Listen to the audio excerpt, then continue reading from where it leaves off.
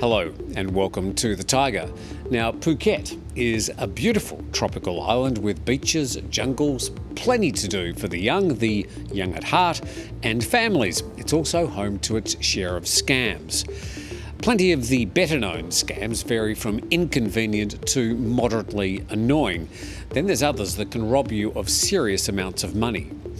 Now, as we've said at the Thaiger ad nauseum, that before signing anything or handing over your money in Thailand, do your homework. Just a short check on the internet relating to just about anything, including the topic we're covering today, will save you a lot of hassle and heartache. Today we're going to talk about big-ticket, high-level property scams, and there's been plenty of them here in Phuket. Many people have made property purchases over the years and either live in the properties or have been able to rent them out for some sort of return on their investment. Some have sold those properties on, some losing money, and plenty of others making a few bucks as well. Then there's the other category where things went seriously wrong and people have lost large chunks of money. This is a program to warn you about how some of those scams have worked in the past and what to look out for in the future.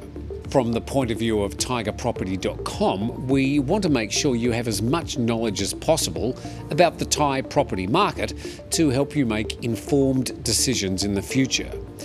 We also want to make it clear that the properties that may appear in the background are not implicated in this discussion. So there are two main types of property investors: those looking to purchase a property as a residence to live in, and those looking to purchase something for pure investment, a condo, a villa, or something so new it's still just a plan or some pretty pictures. When talking about the Phuket property market, the vast majority of people are not buying property.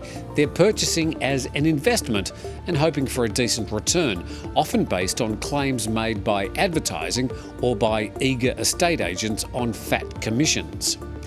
It's this demand that drove developers to target the low-end entry price points with minimal, well, some say tiny, square meterage, so developers can turn the smallest footprint of land and come up with as many properties for a quick turnover.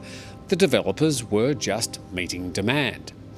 There were glossy brochures with pretty photos, often boasting sea views that didn't exist, and lots of pesky fine print that no one ever read. There were also rental guarantees that sounded great. The guaranteed rental would cover your loan costs and provide a cash flow. Now, this is usually a huge red warning flag, but hey, everything seemed legitimate, and the show apartment looked really good, had nice cushions.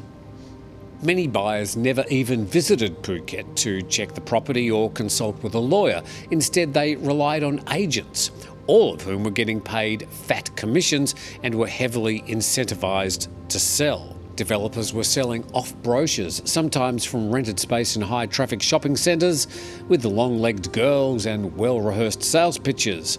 The model of the building looked pretty good, as did the model waving the brochure at you. Great opportunity, limited time to sign up, only a few remaining apartments, stunning photos of amazing sea views very few of the properties could actually ever deliver.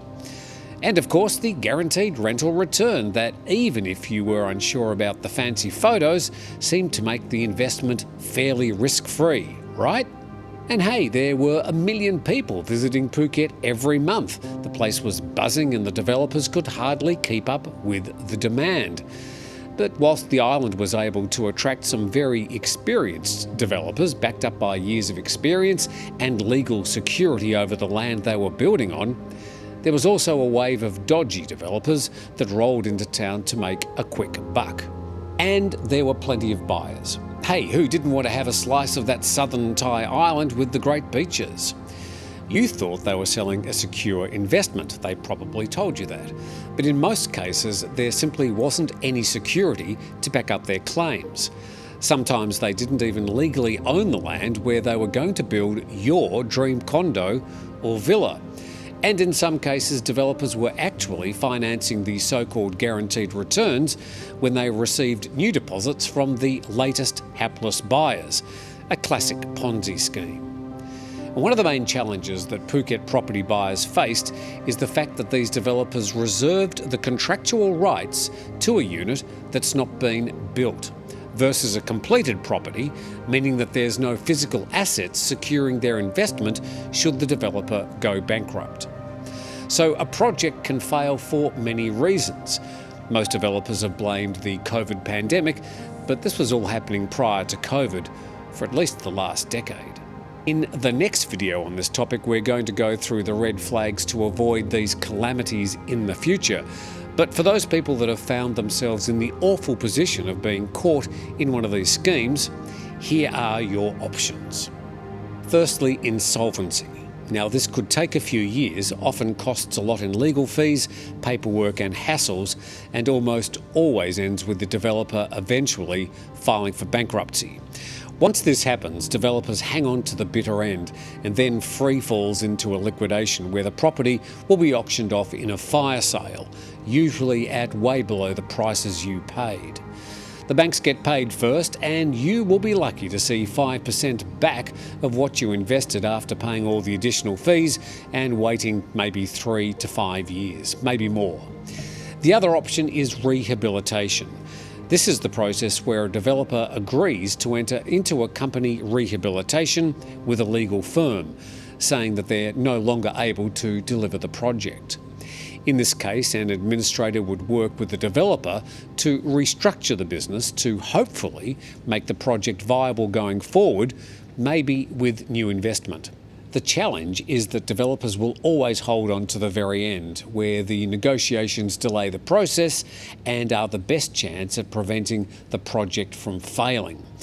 Often the directors of these development companies are just foreign nominees and will flee the country if things get a bit tight.